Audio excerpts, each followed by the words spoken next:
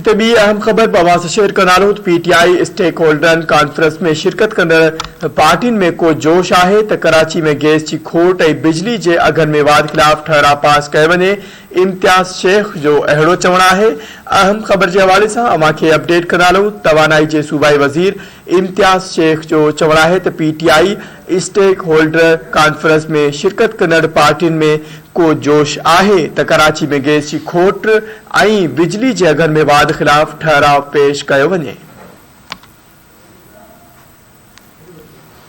ख़बर के हवाले से अवां खे हिकु ॿीहर आगाह कंदारूं। पीटीआई स्टेक होल्डरनि में होल्डर जी जेका कॉन्फ्रेंस में शिरकत करण पार्टियुनि में को जोश आहे त कराची में गैस जी खोट ऐं बिजली जे अघनि में वाध खिलाफ़ ठहराव पेश कयो वञे। सूबाई वज़ीर इम्तियाज़ शेख जो अहिड़ो चवणु आहे।